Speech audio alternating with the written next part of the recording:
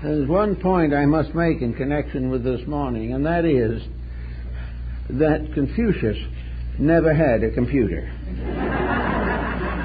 But there are certain facts involved in the life and teachings of this great scholar that might have influence and significance today. Confucius lived mostly in the 6th century B.C. We know very little about his life except that he is believed to have originated from an aristocratic but impoverished family that suffered from the numerous civil wars which afflicted China. We do not know that Confucius had extensive formal education. It is believed that he was mostly self-taught and attained over a period of some 70 years an understanding of life and of living that was possible only in China. For even in those days, China was a microcosm of the whole world.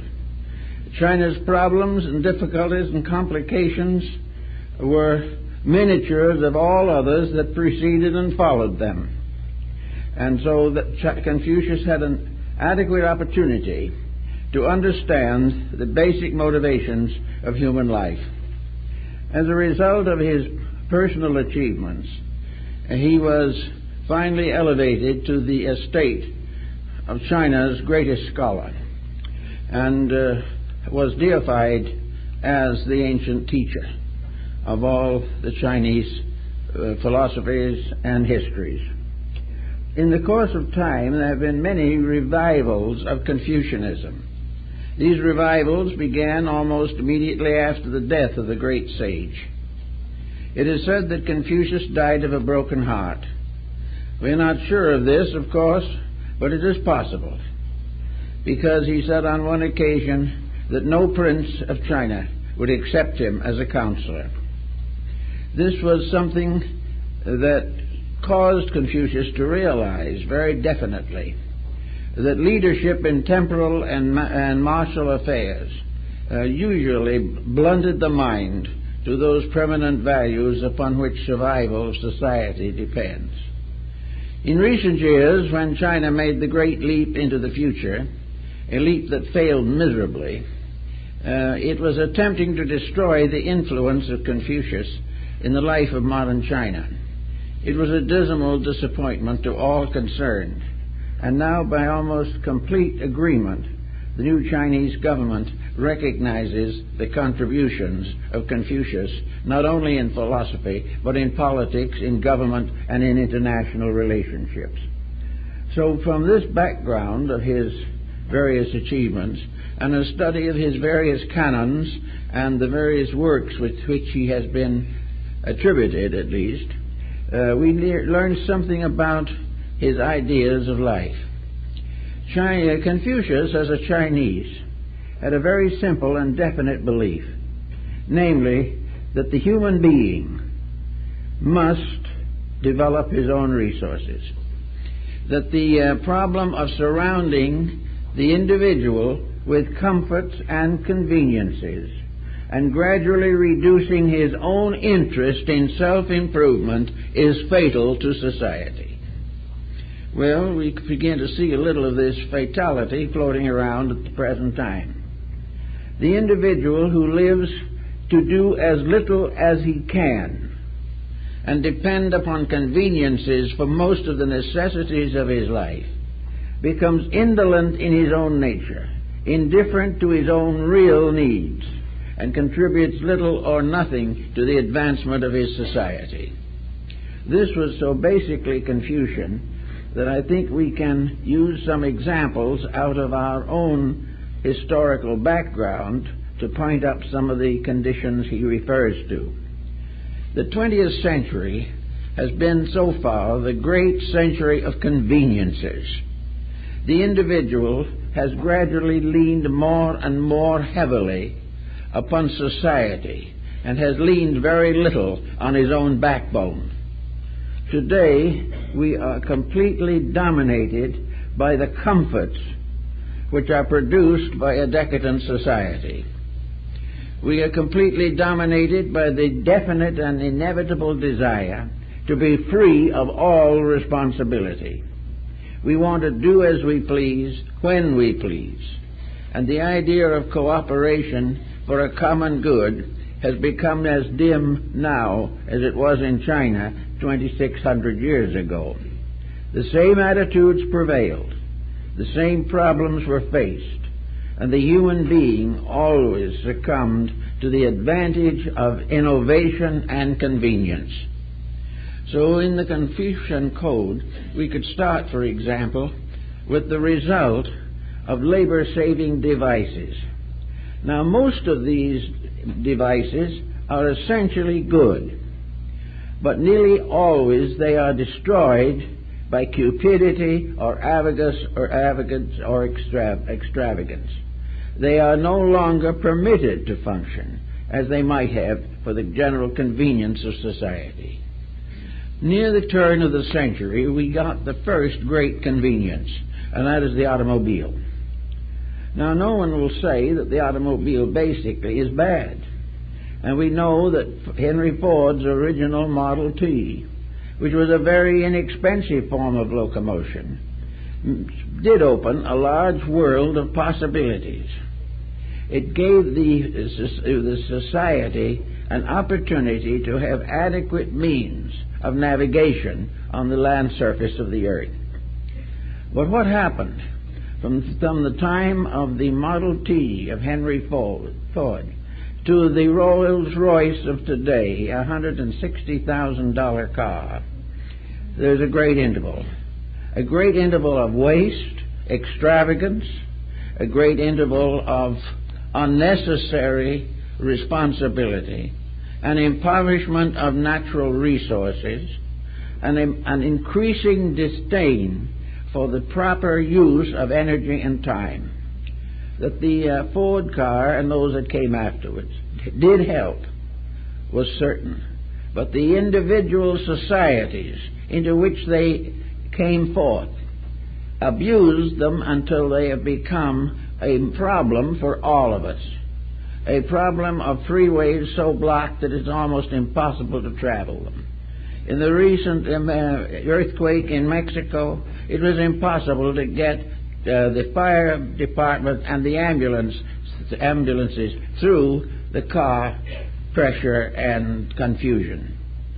Everywhere, the overdoing of things has resulted in air pollution, water pollution, and the definite waste of natural resources, and an incredible waste of human time, especially when you realize that in the traffic today of employment, cars going on the freeways every morning and evening, the average car has only one passenger.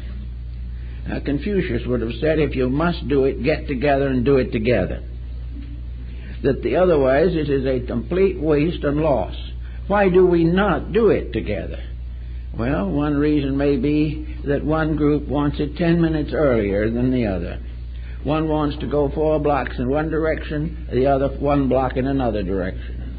And so the inability to organize this basic means of transportation has led to many, many difficulties, to say nothing of its application to warfare and its facility in contributing to crime. Now, the use of the car was important. The abuse of it is human nature setting in upon one of its own devices and brutally abusing it. This is what Confucius would declare to represent the lack or failure of the individual to prepare his own inner life for the commodities which he invents or arranges. If the individual was intelligent, every discovery would be useful. But when most persons are not interested in improvement, but are interested only in convenience, it is not long before things are out of hand.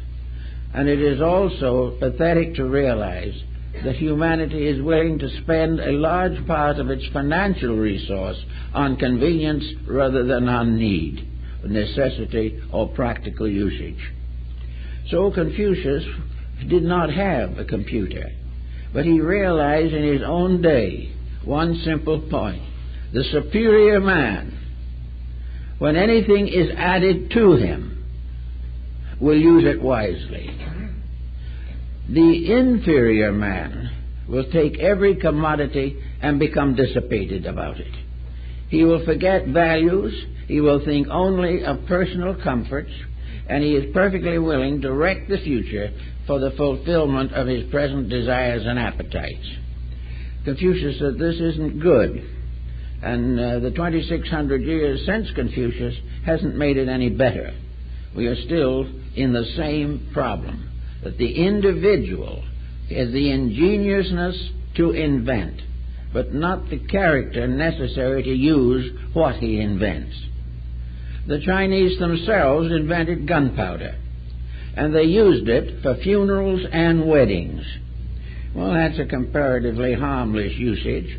I've been in Canton when a marriage procession crosses a funeral procession and the fireworks going both ways.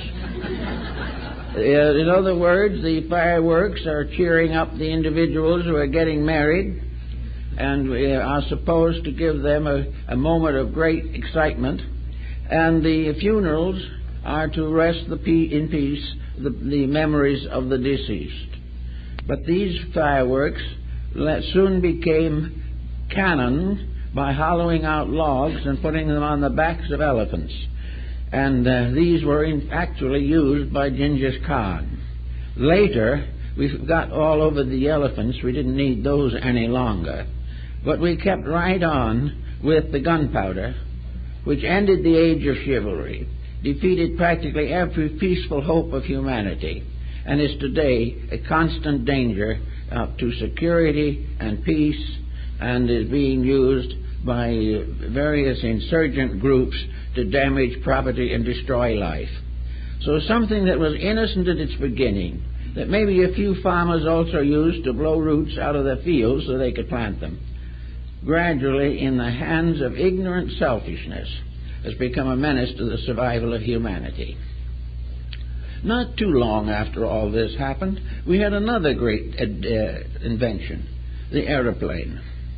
Now, everybody really believed we had done something remarkable, and we had.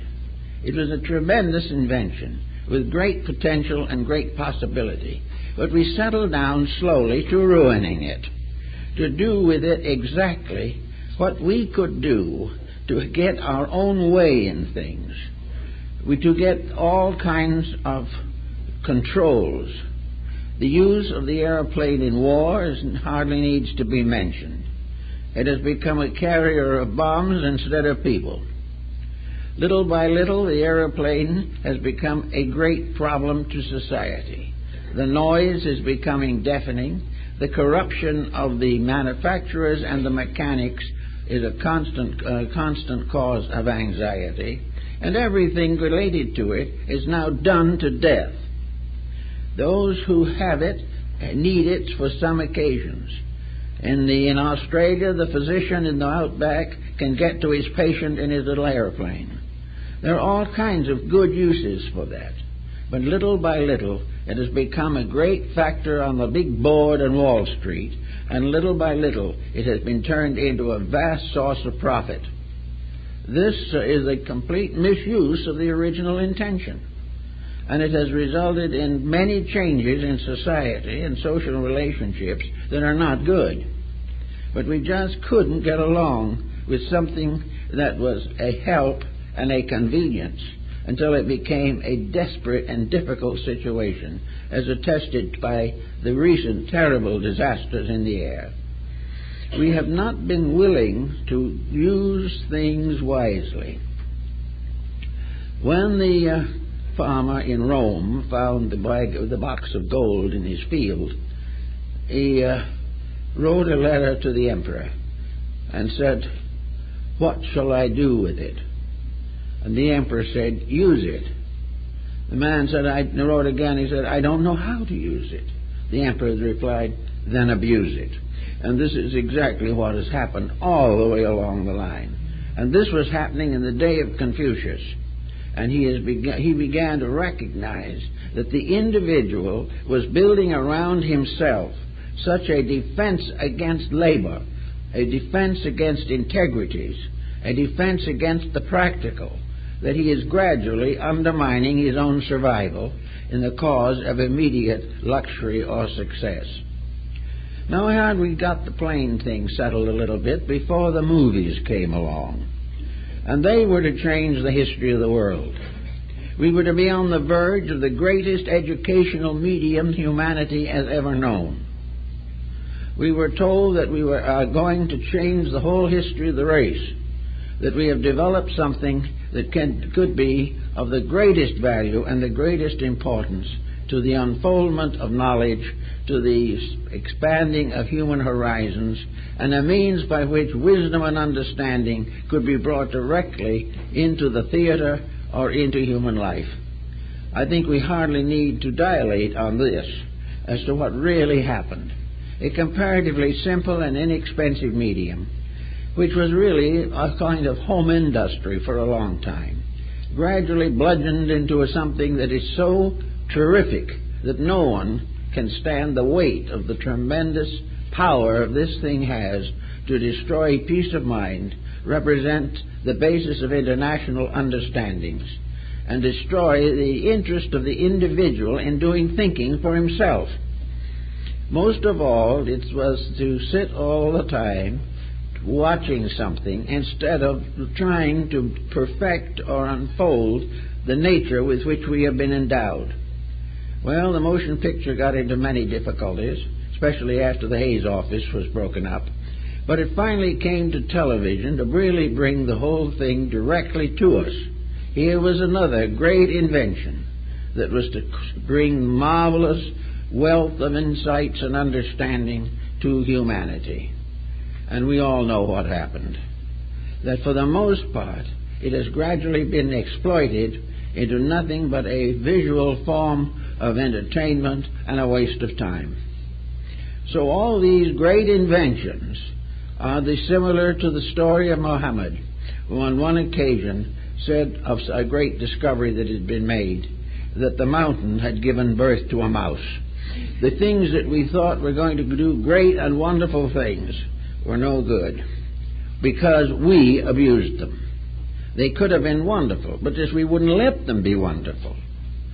We would not allow anything to happen for the good of all concerned. And so we are not only deluged with miscellaneous entertainment, but the whole media has been so corrupted by commercialism that mostly the ads are more interesting than the major features. So we go on. And then the last one. We come to the splitting of the atom. This was the newest discovery. This was the gift of science to the ages. And you see what it has done for us and to us. It has brought the whole of humanity into a state of continuous nervous shock. It has destroyed securities, it has corrupted moralities, and has given us a birthright of death and destruction. But all these things started out as fascinating, delightful ways of adding to human knowledge and comfort and convenience and protection. But before they reached their zenith, they destroyed the very ends which they were intended to support. Now, Confucius has the answer to this, and a very simple answer which we can all consider, that the primary purpose of the human being in this world is to improve himself. He is here to grow and not to become ever more dependent upon society to support him. He is here to learn to stand on his own feet, think his own thoughts, defend his own principles, and unite with others for the advancement of the common good. In other words, Confucius did point out that mankind is a socialized structure. The human being is a creature who needs companionship, needs association, and needs insights and courage and character to carry on the unfoldment of his own life. Little by little, the things we have surrounded ourselves with have destroyed the interest of the individual in his own self-improvement. I noticed in the Taiwan news a few days ago that a Buddhist bishop has retired from being the head of one of the first Buddhist temples in Taiwan. He was subject to some criticism, however, because he was introducing computers into the temple. Well, maybe they belong there, but not the way they're generally used. Little by little, we are taking another device, and we are gradually going to use it until we try to substitute a machine for common sense, for integrities, and most of all, for growth. We are not interested really in improving ourselves. Our mathematics may not be much better than in the time of Confucius, who, however, was a wise man with the abacus. An abacus, by the way, is an adding machine, multiplying machine, and dividing machine that has never been excelled. And in the banks in Hong Kong, they put them against the electric adding machines, and the abacus won in every test. This was because of one thing that would have tickled dear old Confucius very much. It takes 10 years to learn the abacus. Now, in other words, by the time you learn the abacus, you had some self-discipline, you have gained certain intelligence, you have learned principles and facts that make it possible for you to operate this little device very beautifully. Incidentally, the abacus is available in Hong Kong but at very reasonable prices, some simple models being only $1. And with this, you can add 15 figures to 15 figures, or multiply 15 figures by 15 different figures, and come up with the answer in a matter of seconds. This is because of your training, not the training simply of a machine that thinks for you. All devices that think for you are open to suspicion according to the Confucian mind. We are not supposed to get substitutes for thinking. We are supposed to develop simplified forms of living that free us for the essential purpose of our own humanity. We are here because it is necessary for us to grow.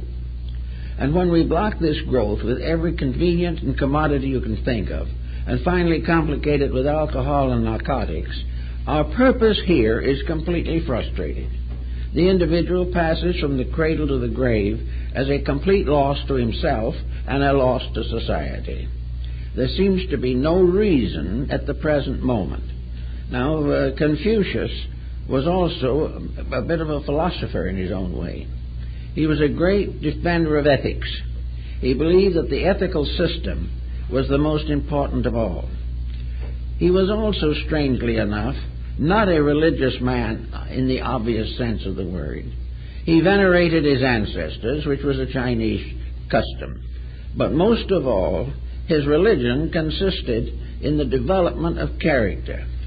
Wherever there is a deity anywhere in space, wherever the universal laws govern things, their greatest accomplishment is to find honest people, to find those who can use new ideas constructively and will take the potential resources of the universe as they know it, and our world particularly, use them carefully, conserve them, realize the importance of understanding them, and perfect ourselves in the skills and courage to make this world an orderly place in which to live. Now, Confucius felt that the more we are deflected from this essential purpose by ingenuity or luxury, we are destroying ourselves. And that in so doing, we are turning our world into an unsafe place, that we are endangering the integrities to support the selfishness and acquisitiveness of human beings. Man is not here to accumulate material possessions. He is here to stimulate and unfold the internal resources of himself. Therefore, the ideal of Confucius is set in the concept of the superior man. Now, what is a superior person? Well, Confucius gave a very simple answer to it and probably lived it. as closely as any human being could. He said that a superior person is one who is above doing inferior things.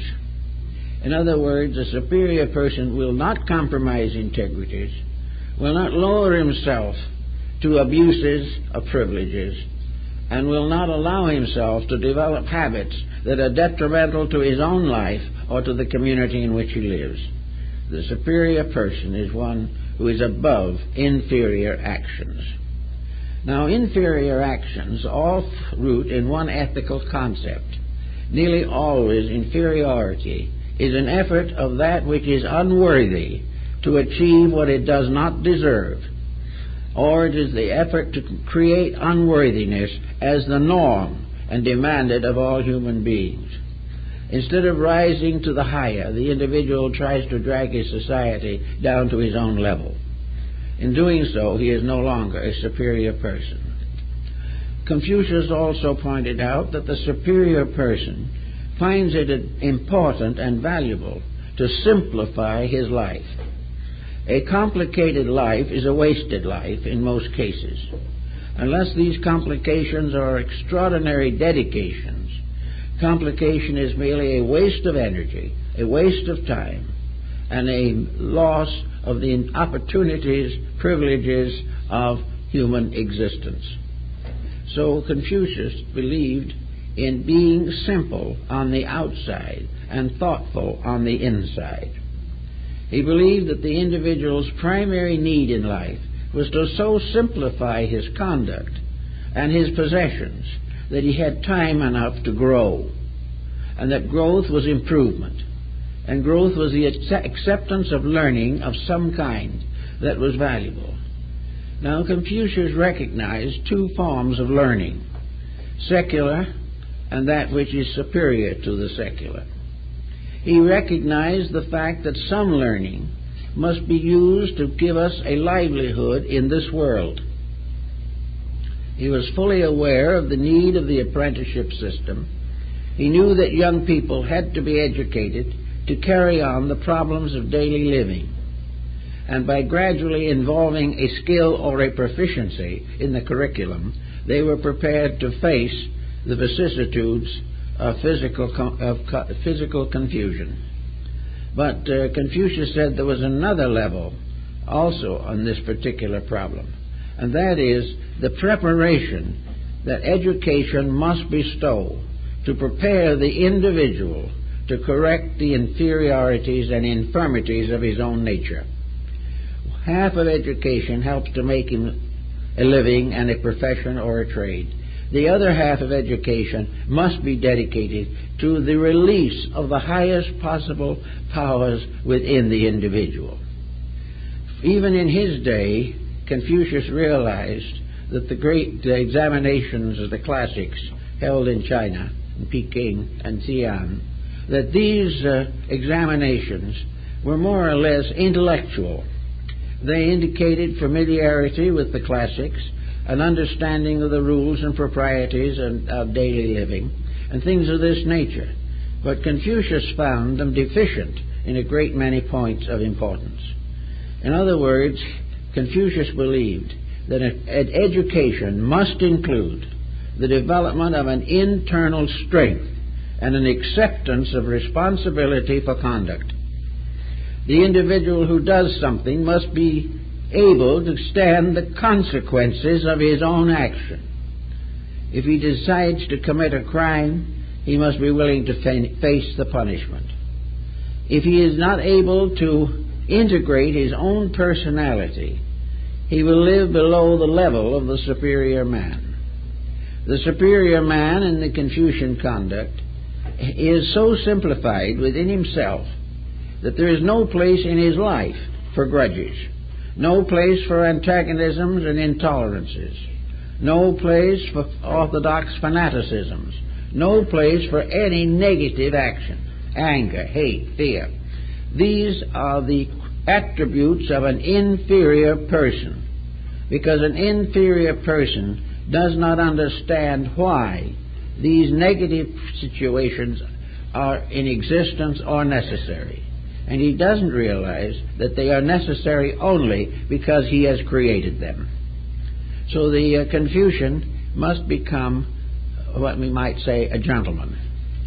And there is no doubt in the world that in the Chinese code, whoever was a Mrs. Confucius had the same responsibilities. In the Chinese philosophy of life, the responsibilities of the family were divided among all generations that existed together.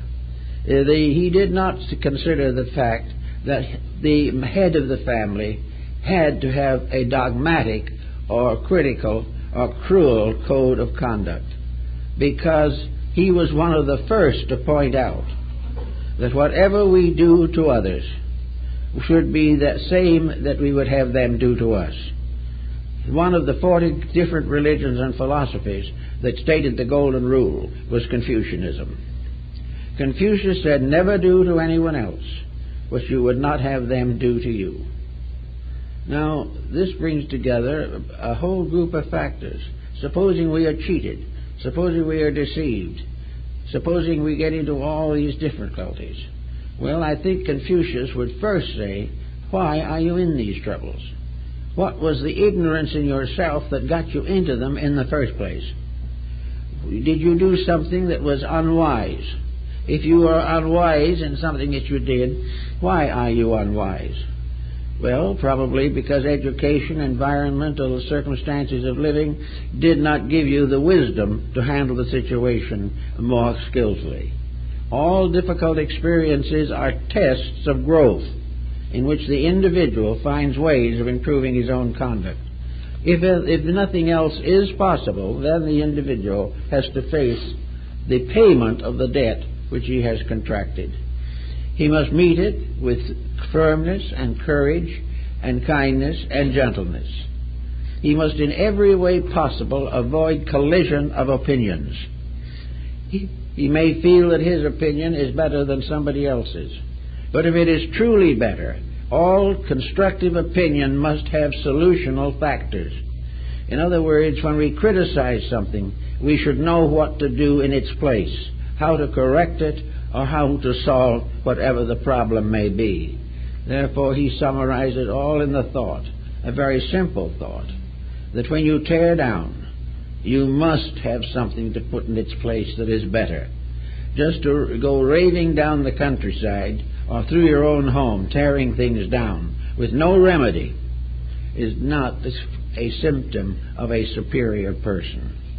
A superior person is always in control of themselves. In life and in death, they face realities with composure, integrity, and peace. Now, Confucius did not deny a divine power or a deity, but he considered that whatever that deity was in a strange sense its own affairs. That man is so remotely removed from this great superior presence that all he can do in his own person is to live the rules that that superior power has created. This superior power has given us the laws of nature. It has given us almost all of the essential convictions of our own security. It has made it possible for us to increase in skills and in genius. It makes it possible for us to have friendships, affections, regards, and many different pleasant and constructive circumstances. Confucius was quite certain, however, that you can't simply take something out of the human mind and leave a vacuum. You cannot say to the individual, don't worry, unless you can give him something to use his mind for that is better than a worry. You can't say that he should break an evil habit unless he is given a vision of a good habit, of a thing to be done right. We don't tear down unless we can rebuild. And Confucius was very much of that mind. Therefore, that the superior person is constantly seeking to find constructive solutions to mysteries, to situations that are difficult, or to find the common sense in those things which appear to be accidents of nature. Confucius was therefore also given to literature. He believed that the quietude and peace of the superior man is sustained partly by an inner contentment. That there is food for the body, he admits. And he also tells us in one of his writings that he slept in a wool nightshirt that was 2 feet longer than he was. This was, of course, a critical and vital fact, but it was important to him. But Confucius also was a poet. He loved to read good poetry. He liked to study the classics. He liked to know what other people were thinking. He was able to sit quietly and listen happily to people who disagreed with him. He did not demand a private universe ruled over by his own convictions. What he was trying to do was to build within himself a character strong enough to face the truth without flinching. And when he found or came very close to being in that condition, he discovered that when you face the truth, there is really no need to flinch. It is not something desperate and difficult. It is simply something that individual has ignored in order to live less than he needed to live. The better life is not something that is of great hardship upon character or time or energy. It is really the simplification of all things. What, of course, if you simplify the life of the average person today and take away from him everything he doesn't need, there's not really much left for him. He is practically bankrupt as far as values are concerned. The only thing that is keeping him alive is his own mistake, whatever it may be. He is struggling from one day to another through the difficulties he has set up for himself. Well, in some cases it seems impossible for it to be otherwise. He's not going to get rid of the difficulties always, because the difficulties arise around him as well as within him. But the way he reacts to difficulty is always a private property of his own. He is able to do that which he is strong enough and wise enough to do. And the ethical side of his life was to Confucius a balance of philosophy and common sense. Of all the philosophers of antiquity, he was probably the most realistic. He was the one who was not given to strange visions or distant beliefs. He believed in a world in which there was work to do, and somebody had to do it. And unless people began to do the work better, the world was going to get worse. Now, he was more or less justified, because in the 2,600 years since he was with us, the world has been in pretty poor shape most of the time. In other words, as one wise person remarked, history as we know it is very largely a long, drawn-out story of human failure. The good things were minimized. The truly great people were martyred, forgotten, or ridiculed. And the world went right along making the same mistakes from the time it first threw a rock at someone until the day when he now wants to throw a rocket at them. It's the same thing. We haven't gotten down to facts. And yet within the human being, there are powers that are great enough to solve these problems. The human being who could invent a computer could also have an understanding of its proper use. As long as he can see the computer as an instrument of public service is one thing. But the moment this instrument passes its skills and its mechanical advantages to the unenlightened and the uninformed, to the honorable and the dishonorable, the computer begins to react savagely upon its own inventors. It permits a more convenient way of being wrong. It gives the individual further opportunity to advance his own selfishness, to use the computer to the advancement of the crime empire that we now live in. So no one can afford to invent unless he has some way of assuring that the invention will be properly used. Now we don't know what will be next invention, but it will be another one, and we will do the same thing with it. We will think of it largely in terms of how many $1 million the profit it will make. And we also will think of it to some degree on how much it will satisfy unnecessary attitudes of our own. It will get us somewhere quicker, but we won't be any better when we get there. It will enable us to avoid or evade certain forms of education, which, however, only means we are less educated than we were before. A computer cannot educate us. The individual has to educate himself. He has to use the efforts of his own inner life. No matter what device man invents to the end of time, there will never be a device more extraordinary than himself. There will never be a form in nature, artificially created, that can equal man's natural birthright, his natural values, his natural insights, and his potentials for achievement. The human being is an absolutely universal creature. Everything that man has ever thought of or known has come through his humanity. The great art, the great music, the great literature, the world religions, philosophy, science, ethics, morality, all these things arose from a mysterious little complex in the human head. And there is no limit to what can come out of the individual if he can train it and will dedicate it to right use. If, however, the individual does not use wisely that which comes out of his head, in a short time he will perish, and the achievements that he has made will go back into the earth with him. Everything that man learns gives him a new insight into value. Now, young people today are bankrupt for value. They are surrounded by selfishness. They are part of a system of high exploitation. And every direction that the individual looks, there is some kind of corruption or shortcoming. This makes it very difficult for the individual to really achieve to the integrities that are necessary. In another strange way, this was true in the days of Confucius. He lived in a world that was full of antagonisms and petty ambitions.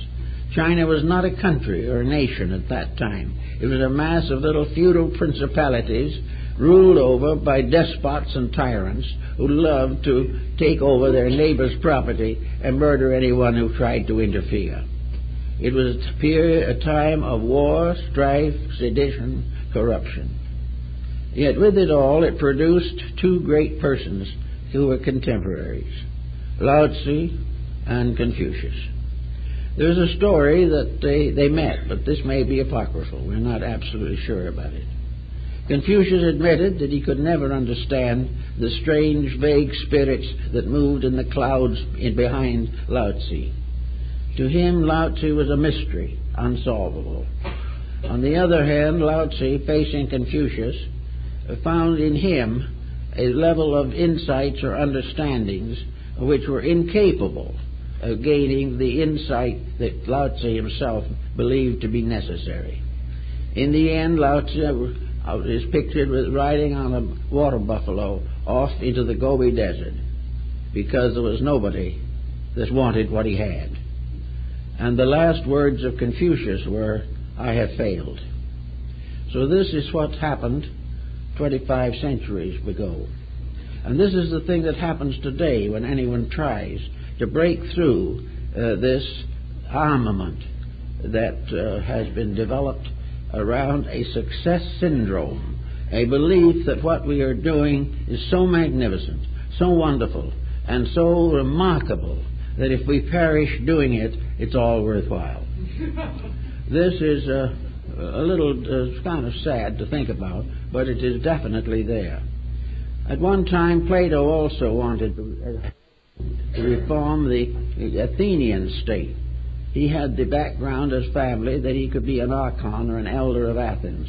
He tried it and retired immediately on the grounds that it was impossible for him to accomplish the good necessary to make the Athenian state a better and more honorable place. Therefore, he retired into the academy and lived there for the rest of his life, creating a little empire of his own in which his disciples began to understand what he was trying to accomplish. So Confucius, in his way, was one of those who, to borrow the words of President Woodrow Wilson, who said it was better to fail in a cause that must sometimes succeed than succeed in a cause that must certainly fail. Today we are all in this problem. It is better to do the thing as right as we can do it, knowing that in the end right triumphs, and that every step that is taken in the right direction becomes part of man's heritage of wisdom. And there have been many very great dedicated hearts and minds that have given us wonderful insights and wonderful instruction. But most of these we don't pay any attention to. Our reading now is usually in sensational paperbacks.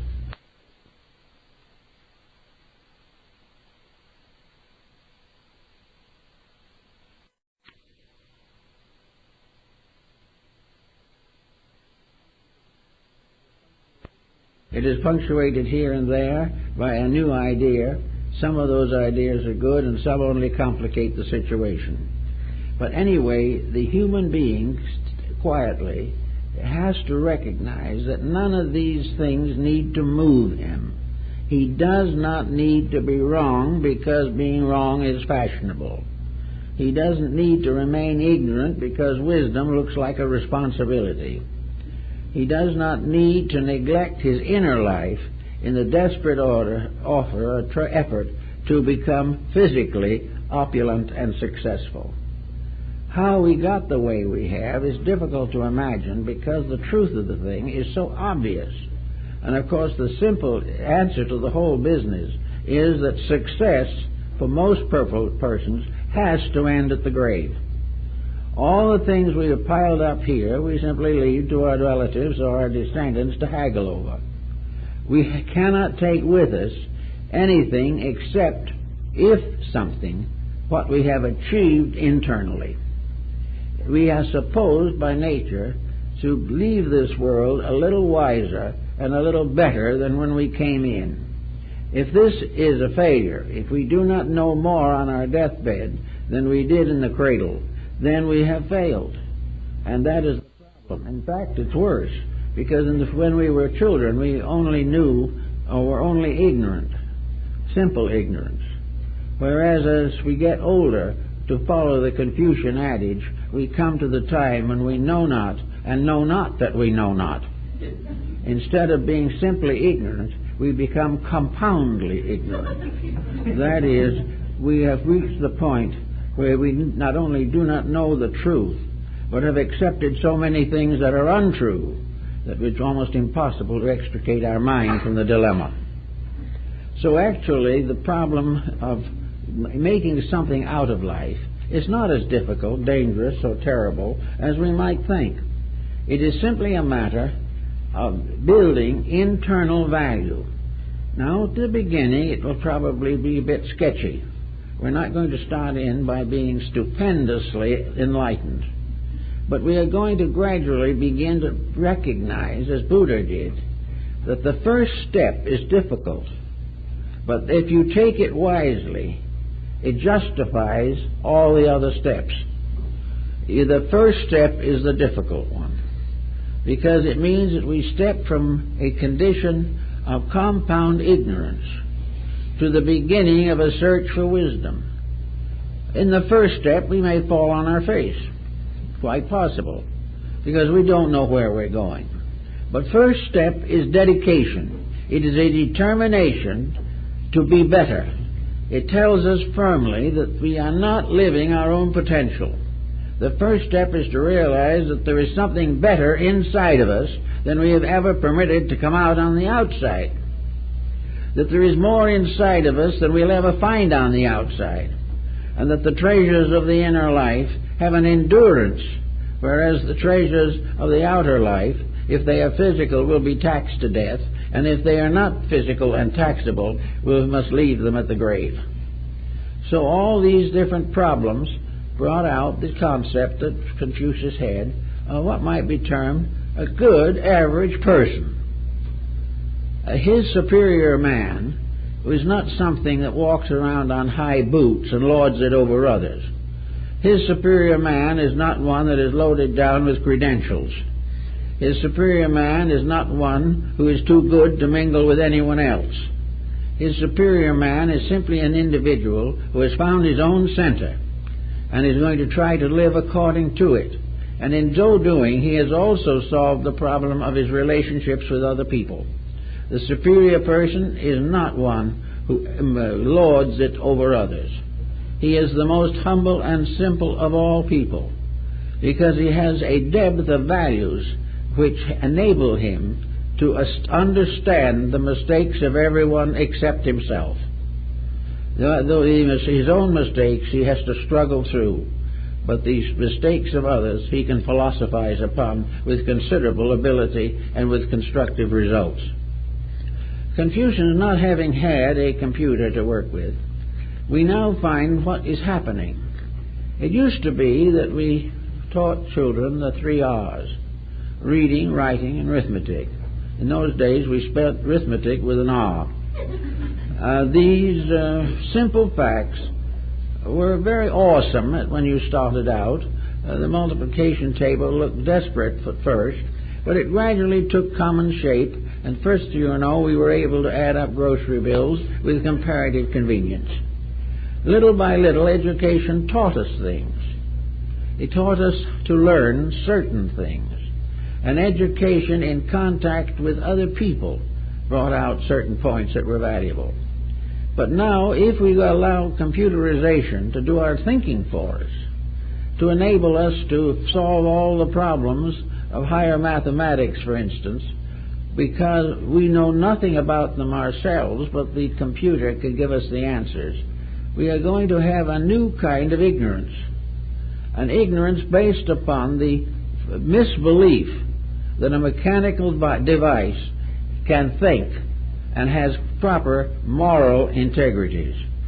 The problem of the computer will be its lack of morals, and without its morals it can be an instrument of destruction. We are already overtaxing the values of it. Already we are obsoleting model after model and selling them off for 10% of what they cost. Anything for a quick profit. There's no really a quick profit in the computer than any other factor. All values have to be slowly and carefully earned. The individual has to feel the weight of responsibility to grow, to mature his values, and to become a thoughtful person. In other words, as Confucius would put it, he had to put an iron control upon himself. Now, at first, a control seems a terrible thing, so the individual has never had any. It's like trying to break in a horse. The horse is going to be very difficult at first, and the individual's inner life, his mind and emotions, are an unbridled horse, which he has been feeding for a long time and patting occasionally, but has done nothing to discipline or prepare for useful futures. So we all have to find some way to get at this thing. And of course, Confucius had his ideas of how this was to be done also. One thing he observed or remarked clearly was that it was necessary to use the sensory perceptions not as instruments of pleasure, but as instruments of information. In other words, your eyes are to look for things worth seeing. Your ears are to listen to things worth hearing. But if you use your eyes only to amuse yourself, or you use your hearing only to listen to rock music, you're liable to have difficulties. All these sensory perceptions must be used constructively to tell us things. They must tell us when we make a mistake. They must tell us when we have overdone something or neglected something. These faculties are there to make bridges between our own minds and the natural world around us, which has principles and truths that we need to understand. So we simply use these faculties not to surfeit them, not to indulge them, not to fall into a sort of intoxication of the mind, but to strip it of its superficial addictions and like it into a very definite program of purposed growth. This we have to do, or else we will go out of this world as we came in. And that is really too bad, because it's And according to Buddhist philosophy, it merely means we come back with a heavier load of karma than we should. We should be paying karma, not making it. We should be getting over the sins of the past rather than trying to carry them joyously into the sins of the future. We need to understand life. Now, Confucius was not a dour character. He wasn't one of those old wise men who looked very difficult to know or understand or contact. He apparently had a wonderful sense of humor. And he was also given to divination and things like that. He wrote an elaborate commentary on the I Ching, which was one of the best that was ever written and is still included in most of the Chinese texts. He was interested in everything. And he also had a realization that the sciences were instruments of divination. Even reading, writing, and arithmetic have a magic in them. The magic of what they do to the mind, helping to strengthen it and develop it. The individual who does not care about developing the mind is going to have sickness, he's going to have broken homes, he's going to lose his job, or stay on a very mediocre level as long as he lives. And now in Switzerland, for example, the Tibetan people who have been thrown or cast out of Tibet or have escaped as best they could are now fitting themselves into the life of Switzerland and are doing an extraordinary job of it.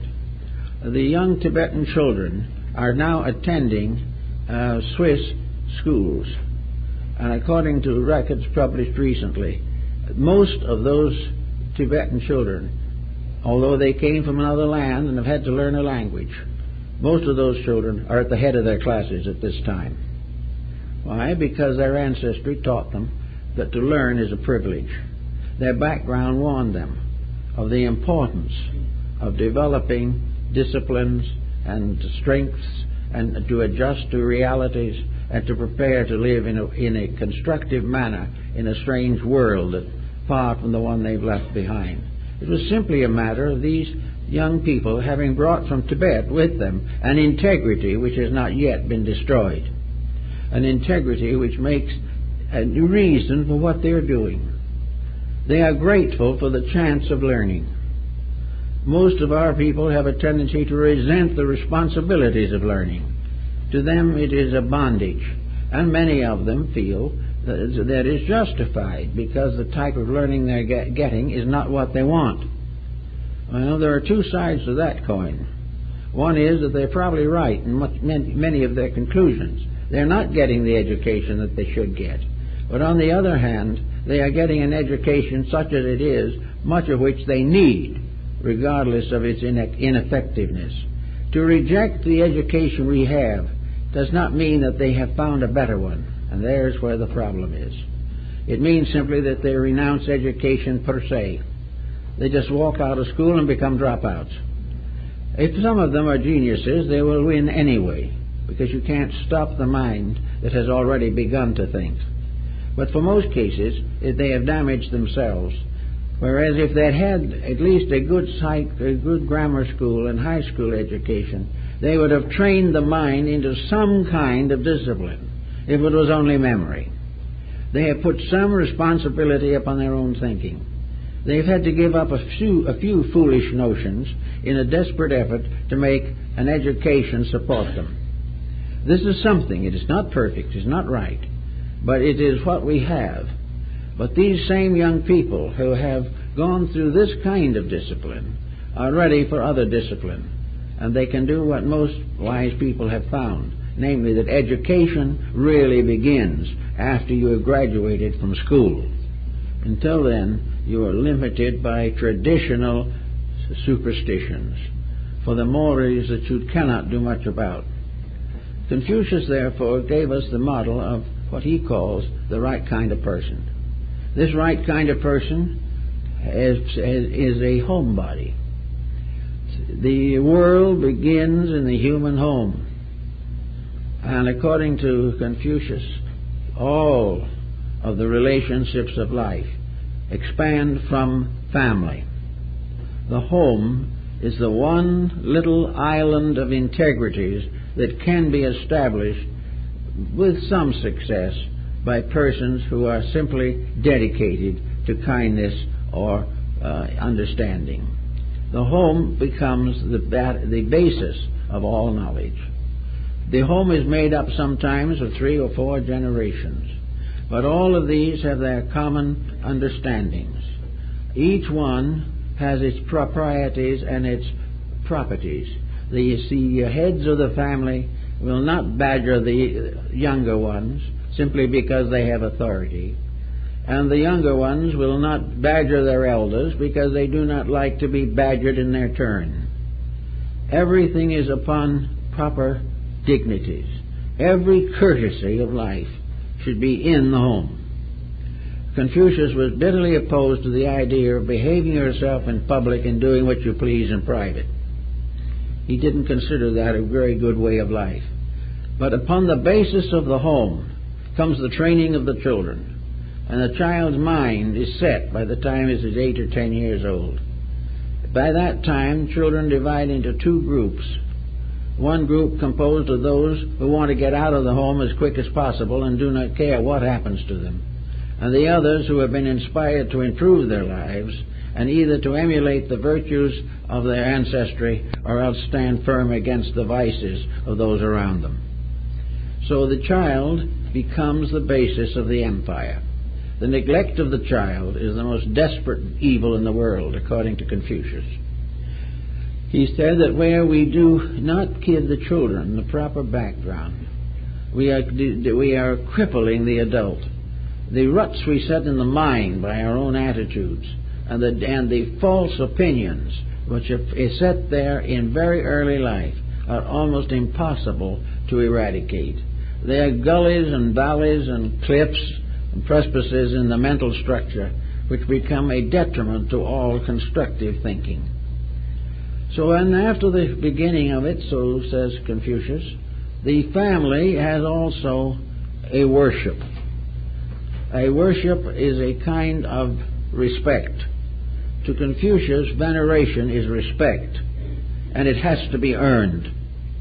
And it is the privilege and right of every individual to be respected, but he has to deserve it. So Confucius pointed out very definitely that in the home, every dignity, every propriety, every integrity that we would like to see applied to society is being cultivated and practiced. That the home is not a place in where evils are practiced in secret, but where virtues are practiced both secretly and publicly. So the home is very, very important. An intelligent home is the strongest factor in the survival of a nation or a civilization.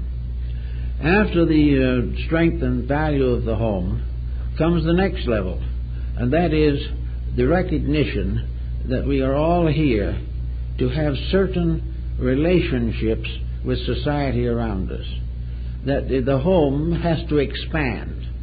The town becomes the home, the city becomes the home, and each individual in his own way must try to be a good citizen as he was a good member of his own family.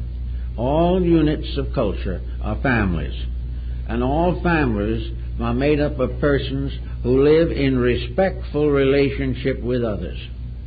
Every courtesy and dignity of life is practiced first in the home and then in society. And in everything that happens, integrities are rewarded, and we do business with those who are honest and not those who sell it a little cheaper. We are trying constantly to perform the ethics and integrities which make society possible. And from there on, we have duties to perform. The Hindus brought over into China certain concepts of duty, and these were taken in by Confucius, Mencius, and Lao Tzu. These duties are the duty of the family and the householder. The individual who has been raised and lovingly cared for in a good home has a moral duty to become a parent in his own turn. It is not the idea that the child must always be grateful to the parent. It is that the parent must in turn become a parent. The child cannot pay the parent. but society can. And all these different values become very, very important in society. So that if the individual was given a childhood and a loving care, and when he was helpless, was helped through emergencies, when that individual grows to maturity, he has his own family, and in that he pays his debt. He pays it not to those who bought him, but he pays off by carrying forward the better levels of thought and action. He rewards his parents by disciplining his own children in their own turn. So that there is a reciprocity in all these things. We pay all debts. The debt of birth we pay when we give birth to others. Everything has an honor system related to it. And it is the loss of this honor system that, according to the Confucian concept, reveals the death of a civilization. When virtues fail, then there is only one answer, and that is a divine intercession of some kind. Also, as we go on further, the Chinese code says that we must prepare a livelihood that is suitable to our needs. And this livelihood is in no respect different from one level of society to another. Confucius said that the idea that some people's jobs are better than other people's jobs is completely unrealistic. Each individual doing the thing that he can do to the best of his ability is equal in every way to a person of greater talent who is doing larger things. In other words, the individual who uses his means and his abilities honorably is an honorable person, and there are no class divisions of this kind. There are only two kinds of people, those who are doing it right and those who are not doing it right. And those who are doing it right are all on one level, regardless whether they are a prince or a farmer. Those who do it wrong are also all on one level. Whether this wrong is small or large, they will ultimately have to pay for it.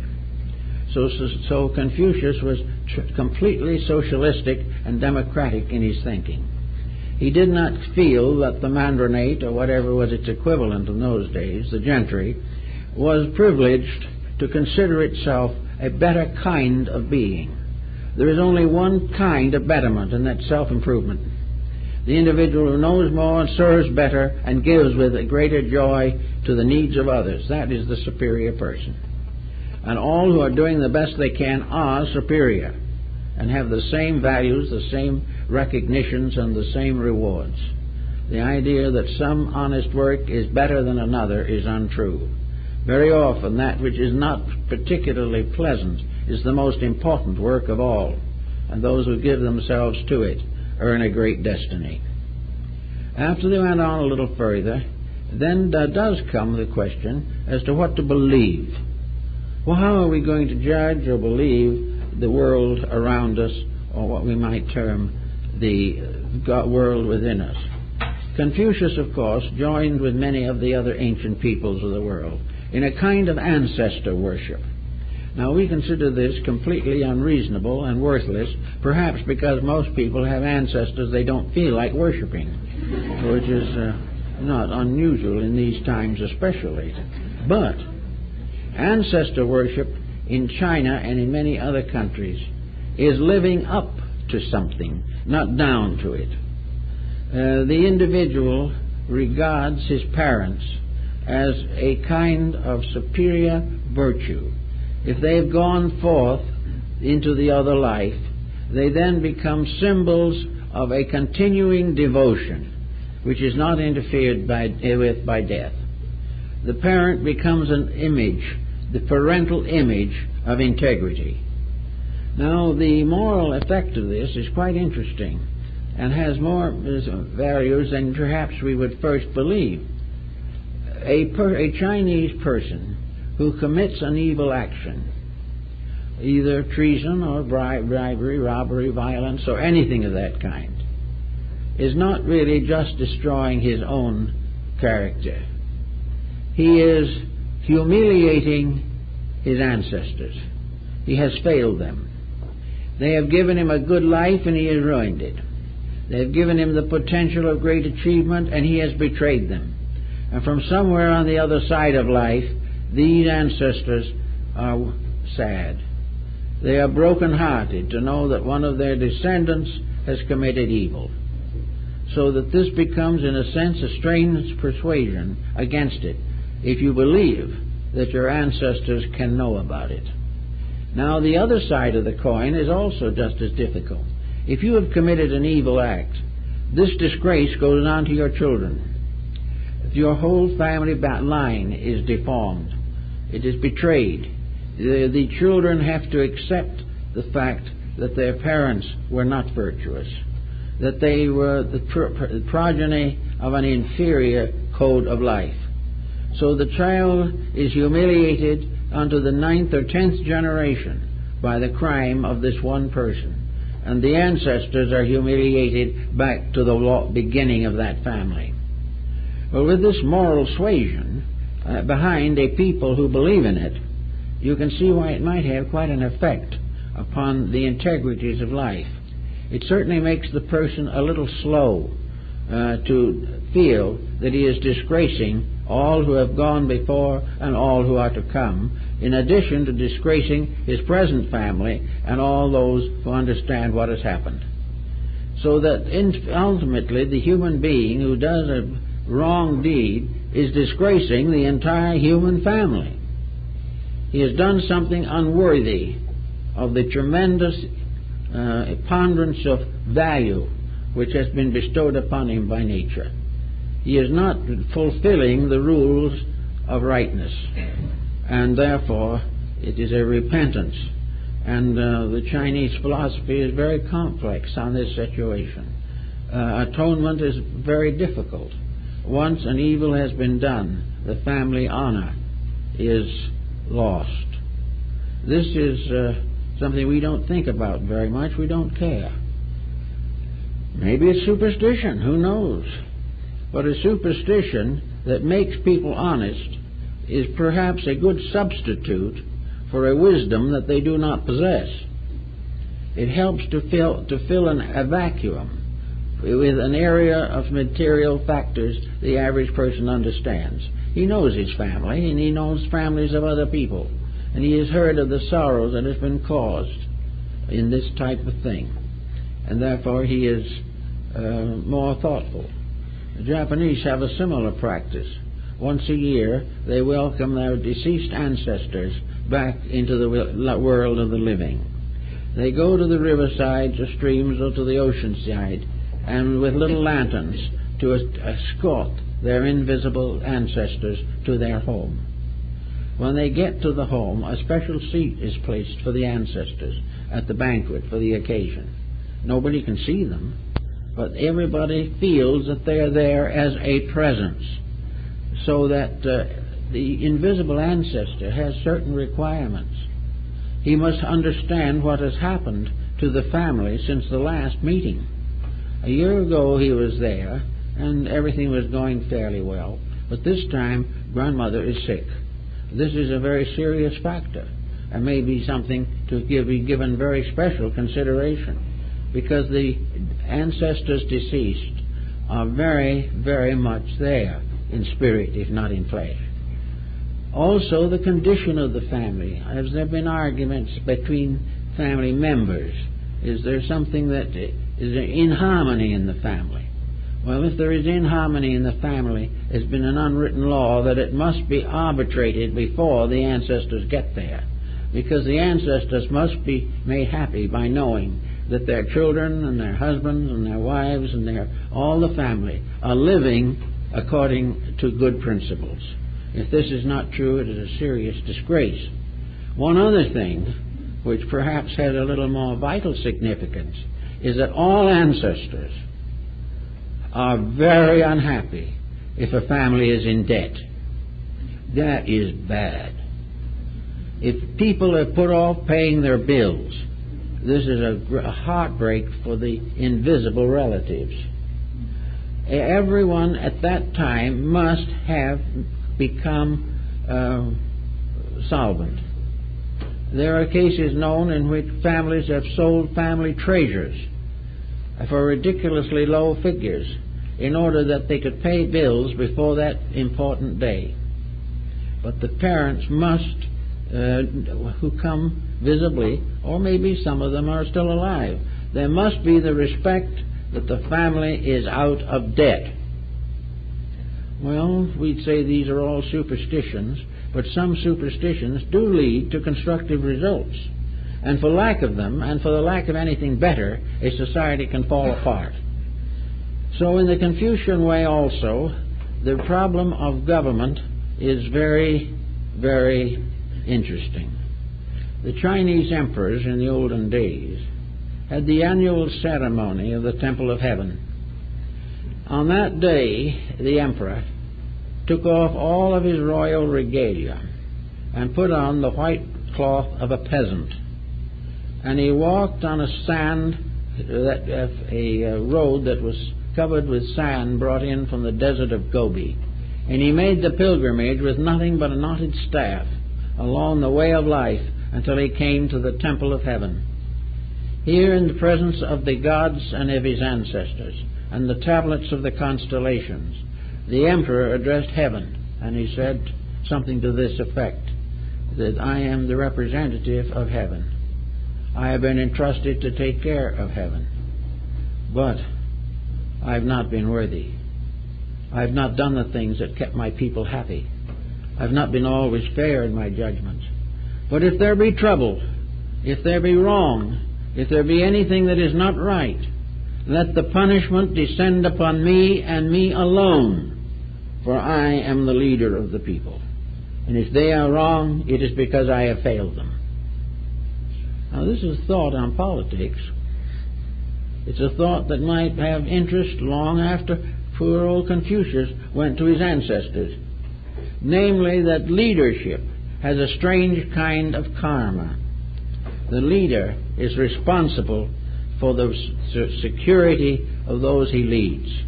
When a leader exploits his people, before heaven, the guilt is upon himself. This Confucius was reasonably sure of. And of course, in those days, the Chinese dynasties were falling like ripe harvests. Only a few years and another one took over, because every one in turn became destructive, decadent, or dissipated. So Confucius pointed out that wherever problems arise, the leader must be held responsible. And if he cannot do something about it, then he must confess his infirmities. He must confess them frankly and honestly, and ask the assistance of others to take on the things that he has not been able to accomplish. So the great ceremony of the New Year was the constant acceptance of the way of heaven.